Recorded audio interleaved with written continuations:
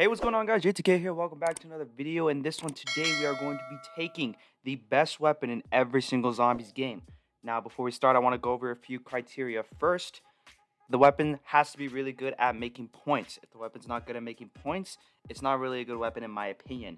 It also has to be very accessible. Now, for further games like BO3 and below, accessibility means that if it's like a wall weapon and you can instantly buy ammo all the time, it's a really good weapon.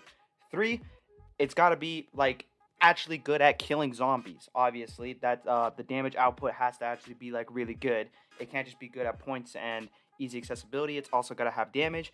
And 4, it's got to have great mobility as well. If it's easy to move around with the gun, if it's easy to operate as well. For example, like snipers, they have like a huge scope, so it's hard to use snipers sometimes. But anyways, with these 4 criteria, we're only going to be doing the Treyarch games from World at War to Cold War. So that's going to be World at War, Black Ops 1, Black Ops 2, 3, Black Ops 4, unfortunately. And then we're going to do Cold War as well. And yeah, without further ado, let's just jump right into it. All right, now first up, we're going to go through World at War. Now with World at War, I think the best gun overall has to be the Thompson. So with the Thompson, it's really good with mobility. It's really good with accessibility because you could just buy ammo off the wall on Reese, on a lot of other maps as well. It's really good for getting points. It's always like one of the first guns I grab whenever I do play Reese. So for that, it is really good at getting points. The damage output is a little bit lacking, but that kind of goes for every single gun in World at War. Usually for World at War, if you are going for high rounds or whatnot, you're not really using guns. You're more so just using the trench gun to kill dogs, and then you maybe like a trap or a wonder weapon like the Wonder Wop or something like that. Yeah, I'd say overall the guns in World at War are kind of just meh. Obviously you do have some guns like the MG42, which is pretty good.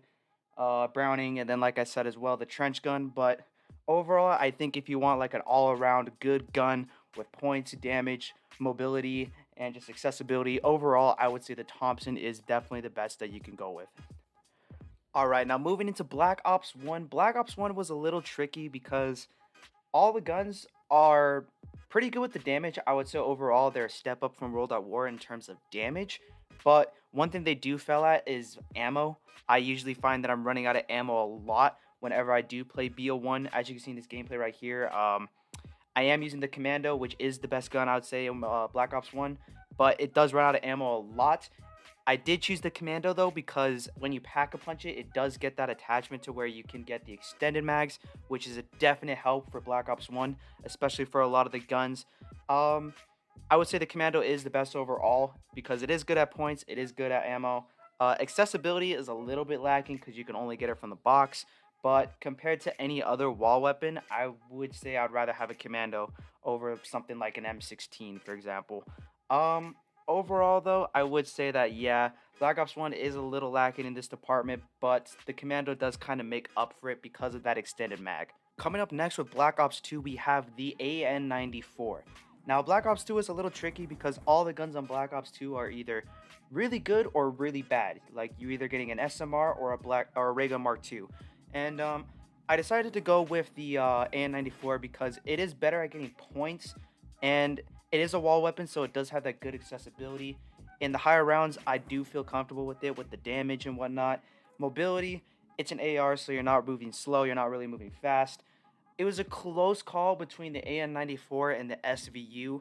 I ultimately went with the AN-94 because with the SVU, you don't get an iron sights with it when you pack-a-punch it, which is very unfortunate. But if I were to pick like a gun that's like right behind it, I would probably pick the SVU. Again, the SVU is a wall weapon, so it has that easy accessibility. The damage is off the charts, better than the AN-94, but then it is lacking in the points and the mobility as well. So for that, I am going to pick the AN-94 for the best gun in Black Ops 2. Which brings us into Black Ops 3. Now with Black Ops 3, all the guns are really, really strong in this game. I can barely think of like a few guns that I really dislike. And for this list, I am going to avoid double pack-a-punch, so I'm not going to be including like Deadwire or anything like that, because then every single gun is like a Wonder Wop pretty much. But I would say that the best gun in Black Ops 3 has to be the Dingo.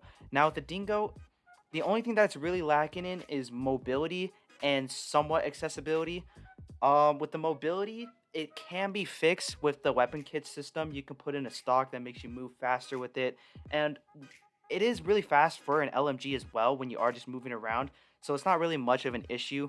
I would say the only problem with it is accessibility. Obviously, it's not a wall weapon, so you're not going to be using it that much compared to anything else with Deadwire or whatnot. But if I am going into like a boss fight or something like on Gurad Krovi, I would much rather have a dingo than anything else.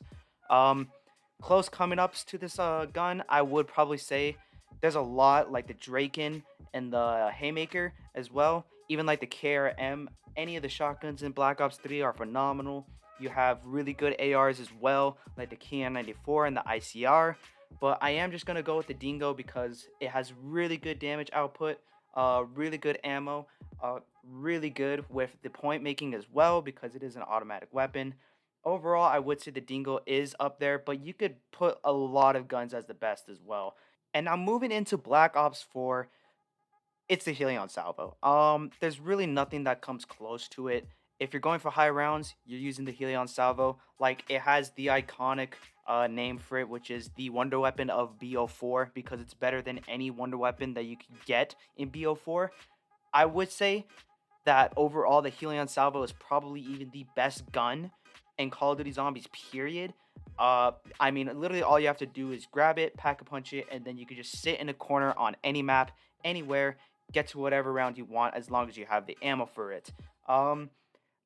Close coming up would probably be the Strife in the early rounds, but yet again, not really towards the later rounds because it's not really good at points. But then the point systems was changed in Black Ops 4, so every single gun kind of gives you the same points. Another close up would probably be the Mog. Again, another really good gun, but they did nerf it, so unfortunately, it's nowhere close to where the Helion is at right now. But yeah, I would say overall, the Helion Salvo is definitely just the most amazing gun in any zombies game, period, especially for BO4. And closing off with our last game, we have the Gallo from Cold War.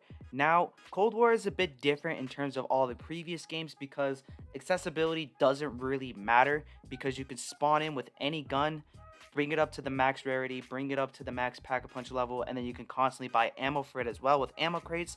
So accessibility isn't really a factor we're going to be taking in. In terms of damage, the Gallo is obviously one of the best that you can have. In terms of points, it does follow the Black Ops 4 point system where it doesn't really matter what gun you use because you're going to get the same points regardless. So the best guns to pick in the newer games like Vanguard and Cold War are the guns that you can just shoot a zombie, kill them, and then be able to shoot and reload fast. And the Gallo does that perfectly in my opinion. Another close run-up is probably the Howler. The Howler is a really good gun at that too. It does more damage, but it shoots a little bit slower. The mobility also I don't really like with the Howler. The Gallo just feels really comfortable to use overall in terms of mobility. And I would say another close-up might be the grenade launcher, whatever that one was called. It was like the China Lake or something like that. That one's really good when you pair it with PhD and Ring of Fire. Then it is actually like really overpowered, but it doesn't really help you much with points overall because you can't get headshots with it. But yeah, if I'm going into any single Cold War map, I'm definitely taking the Gallo if it's a blind playthrough for the first time. And that's going to wrap up this one for today. If you guys did enjoy the video, definitely leave a like, subscribe, leave a comment down below if you want to see me do anything else, any kind of other zombies content. I am working currently right now on the second reverse retrospective. The next one's going to be Die Rise. I'm going to be going in order. I didn't say that last time, but I'm going to be going in like chronological order in which the map released for that series. And yeah, other than that, I hope you guys enjoyed, and peace.